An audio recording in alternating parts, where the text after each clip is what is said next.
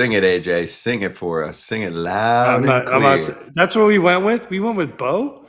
That's who we went Oh, with. that We is went so with Bo. great. Ooh, where will Bo Oh go? man. So, for a little context, BOGO, buy Anthony, one get one free. that's right. We did this last year with Juan Soto, Where Will Juan Go? And it was so damn popular with the 80s music that it is back, just like Stranger Things. So let's start there. Where do you think Bo will go? And can you give us a little glimpse while you're talking about this of what you've been writing about Bo? Yeah, I mean, I think we did a post at MLB Trade last week, just kind of looking at. We did this for all the top free agents, but for Bo in particular, like which teams make the most sense. And I think that kind of writing that really crystallized that to me, the Jays bringing him back is like by far the best fit.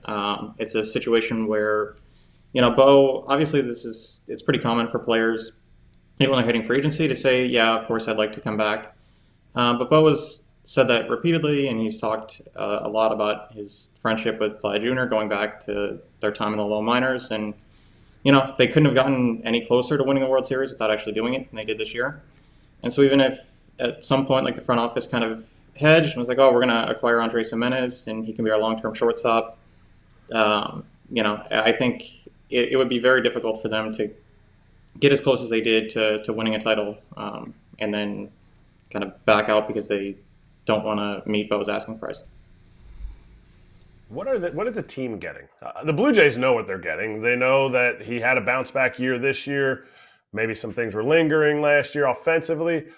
But what is a team that hasn't seen him day in and day out getting if they sign Bo Bichette to obviously a 9-figure contract to play shortstop? Yeah, I mean, I think you can have some questions about how long he sticks at shortstop, especially if you're going to sign him to, a 7 or 8 year deal. You're probably projecting him to move to second base at some point down the line, maybe within the first couple of years. But it's rare to find middle infielders who hit like this. This is a guy who, he's won or led the American League in hits twice in his career.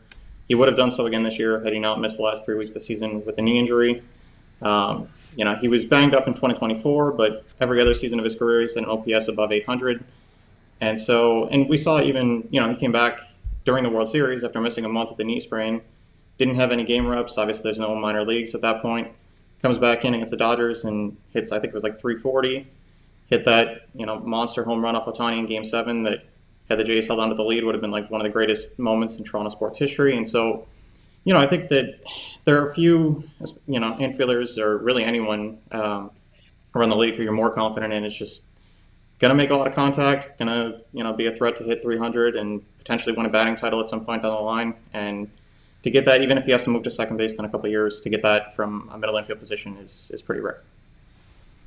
All right, so then let's go through some of the teams that you listed for teams you think are fits. Red Sox, Giants, Tigers, Yankees, and then you named a whole bunch of other teams: Angels, Braves, Dodgers, Rangers. Okay.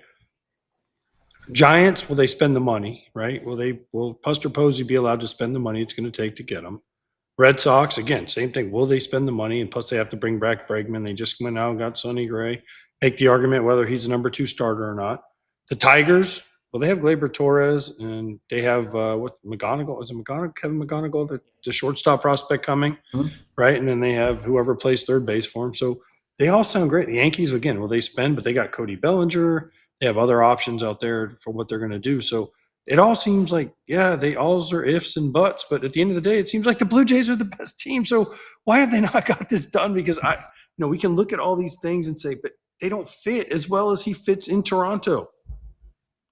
Yeah, I mean, like I said, I generally agree with that Toronto is the best fit. The Giants definitely need a second baseman. Casey Schmidt, who's probably their starting second baseman if the season opened today. He's okay, but certainly not a guy who's going to stop you from going after Bichette. Now, you're right that they already have long-term contracts for Devers and Chapman and Adame, so they want to spend that kind of money at all. And if they do, would they want to put in another infielder? I don't know.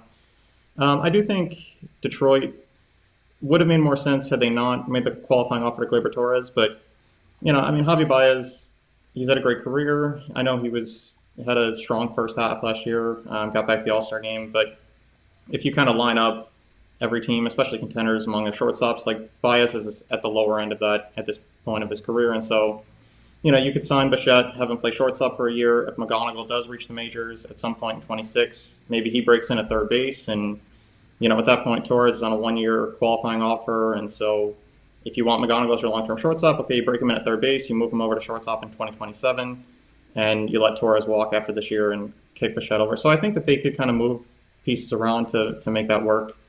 And then Boston, I do expect them to spend on a hitter of some kind.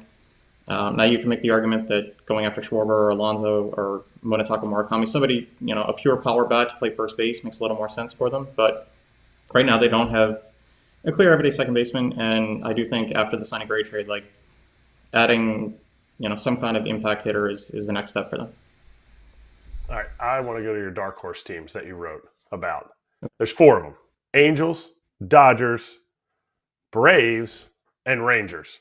Are they dark horse teams because there's a fit, but maybe not necessarily on the 7 to 8 year contract? Or are they dark horse teams because you don't know if they're actually going to spend on the second base position or shortstop, obviously? Mm-hmm. Yeah, a little bit of both. I think for the Angels, you could make the argument that they don't necessarily need a middle infielder, like maybe a third baseman if they were going to spend. Like maybe they make more sense for Bregman. Obviously, they don't need a shortstop. Zach Neto's locked in at shortstop. They could use a second baseman, but their top prospect, Christian Moore, is a second baseman who debuted last year. And, he struggled a little bit, but the Angels kind of rushed their prospects, and so that's to be expected. I don't think they want to take Moore out of the equation entirely. So, I think for them, you could argue that if they were going to spend, it wouldn't make a ton of sense to go after a middle infielder. Maybe a different position would make more sense. The other teams, like the Dodgers, don't really have a locked-in second baseman, but they like to kind of kick things around, kick guys around, use Edman there, or Hai-Sung Kim could play there. And so I don't know that they want to make a long-term commitment and then lock in Betts and Bichette. But I think that not mentioning the Dodgers at all on any top free agent, just, you never want to rule them out. Atlanta certainly needs a shortstop, but it's just a question of whether they'll play at the top of the market.